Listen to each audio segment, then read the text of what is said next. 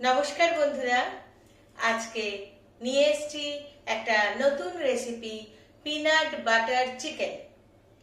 এই চিকেনটা খেতে যেমন সুন্দর হয়, গন্ধটাও সেরকম সুন্দর হয়।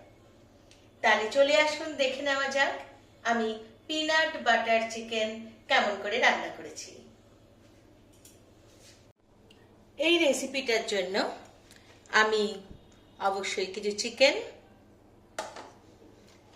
অল্প করে পেঁয়াজ কেটে নিয়েছি, কিছু রসুন আর কিছু টমেটো কুচি, আর এক জায়গায় রেখেছি ধনেপাতা আর কাঁচা লঙ্কা, আর পিনাট বাটার নিয়েছি, এর থেকে খানিকটা দেব, আর নিয়েছি আদা বাটা।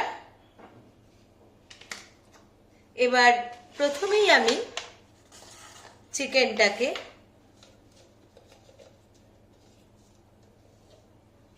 কিছু গোলমরিচ গুঁড়ো আর একটু নুন মাখিয়ে নেব। তারপর আমি কড়াইয়ের মধ্যে অল্প একটু মাখন গরম করতে দেব।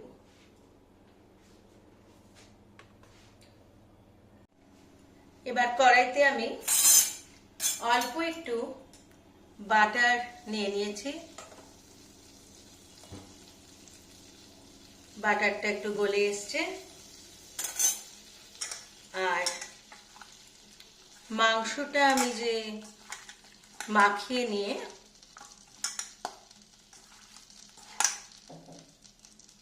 এর মধ্যে দেব। এবার মাংসটা আমি এই বাটারের মধ্যে দিয়ে প্রথমে একটু ভাজা ভাজা করে নামিয়ে নেব। বেশি লাল করে ভাজবো না, খানিকটা একটু ভাজা ভাজা হয়ে গেছে। এবার আমি এগুলো তুলে নেব।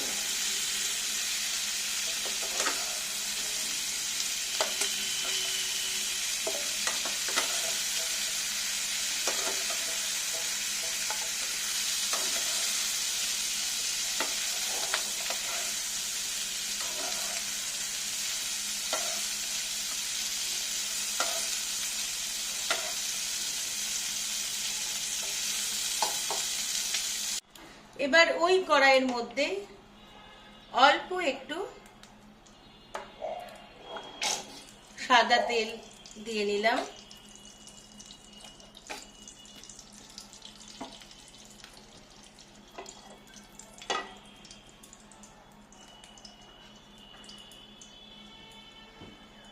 দিয়ে এই রসুন কুচি,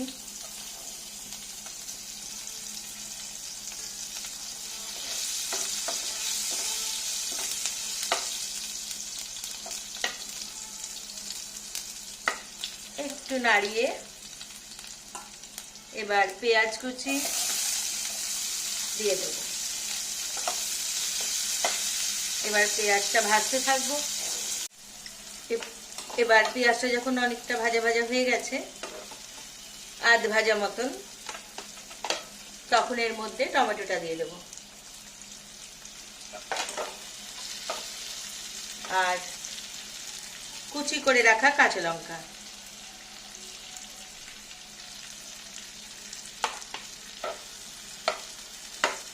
দিয়ে এবার ভাজা ভাজা করতে থাকবো যতক্ষণ না টমেটোটা একটু গলে যায়। এই পেঁয়াজ টমেটো ভাজার সময় অল্প একটু নুন দিয়ে দেবো, তাহলে ভাজাটা ভালো হবে। এবার অনেকটা ভাজা ভাজা হয়ে গেছে, টমেটোটাও গলে এসছে। আমি চিকেনগুলো আবার এর মধ্যে দিয়ে দেব।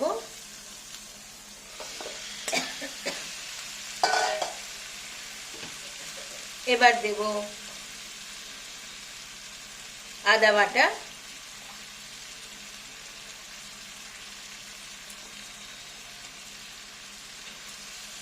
আদাটাও একটু এর সাথে মাখিয়ে নিয়ে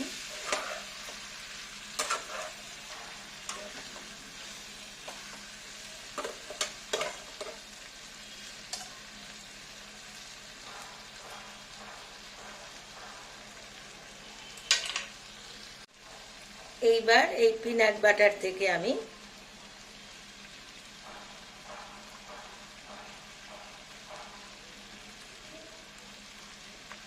এর মধ্যে দিয়ে দেব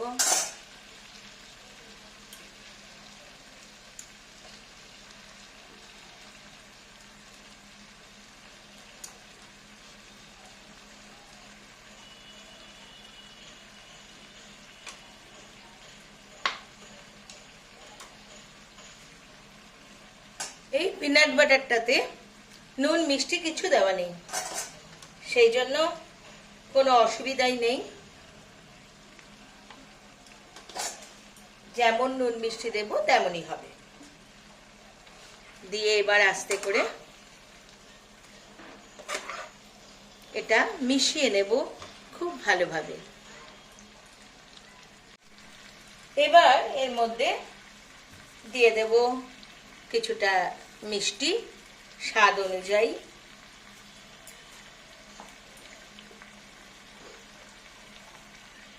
তখন অল্প নুন দিয়েছিলাম, আর একটু নুন দেব।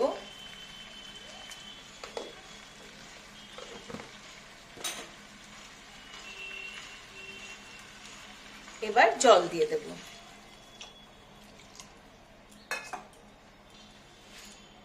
জল দিয়ে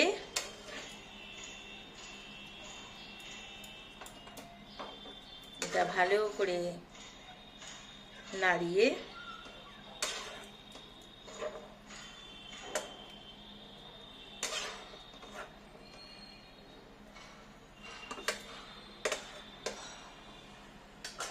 আমি ঢাকা দিয়ে দেব সেদ্ধ হওয়ার জন্য।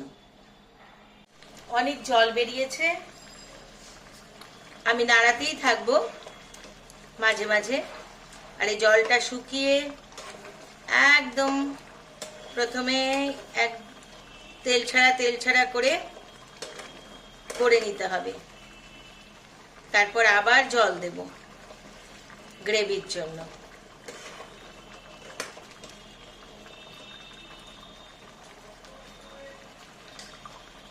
অর্ধেক হয়ে এসছে, আরো কিছুক্ষণ সময় লাগবে।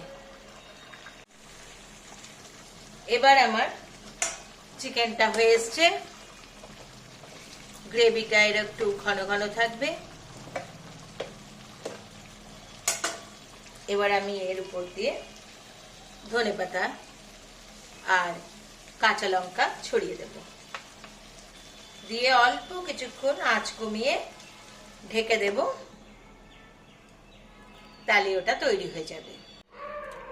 বন্ধুরা, আমার চিকেনটা এরকম দেখতে হয়েছে, স্বাদে গন্ধে অতুলনীয়। অবশ্যই বাড়িতে একবার বানিয়ে দেখবেন। রুটি, পরোটা, ফ্রাইড রাইস সব কিছুর সাথে ভালো লাগবে। আর খেয়ে যদি ভালো লাগে আমাকে শেয়ার করতে এবং কমেন্টে জানাতে ভুলবেন না। নমস্কার।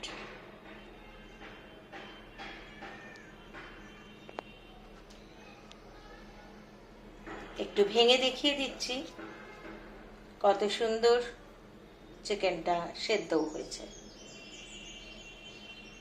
নমস্কার।